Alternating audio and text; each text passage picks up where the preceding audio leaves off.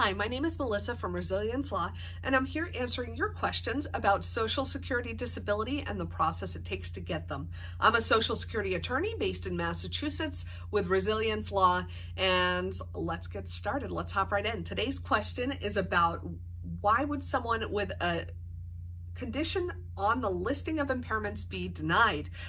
So the listing of impairments is a set of guidelines set out by Social Security about how they handle different types of disabilities.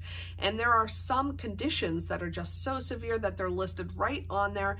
And if you meet the check marks, you may be eligible for benefits without having to prove anything further except that you have the listed condition.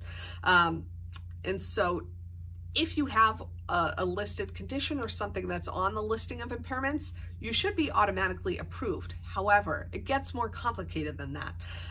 So for example, there's a listing for depression or anxiety, which they tend to call affective disorders. And so just having depression or anxiety isn't sufficient. There's further guidelines within that listing that detail exactly how severe your conditions need to be, what your conditions need to be, and how they have to affect you to get on those types of benefits. So, simply having the named listing isn't sufficient. You have to, quote, meet the listing, that's what we call it, in terms of having the right symptoms and having the severity of symptoms as required. Another example is the listing for back disorders. I think it's 1.04. It's not as simple as having a back condition. You have to have the back condition as outlined in the listing, and then you also have to have such severe back pain or limitations that you struggle walking. You either need to walk with a walker or you need to walk with a cane and also have an issue with your arms. So it makes it very, very difficult to get a listed condition to meet a listing. And so that's when an attorney can come in where we can argue that you do meet a listing, or more often argue that you equal a listing where you may not need a walker for your back pain, but your back pain is so severe that you're not able to walk for long periods of time.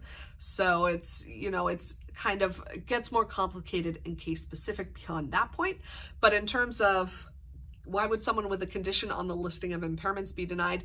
That's why. Your condition may be listed, but you may not meet the requirements therein. So it is very complicated. That's kind of where an attorney can be helpful in evaluating whether or not you meet the conditions and helping pump up your application or explain to the judge or an adjudicator why your claim does meet a listing.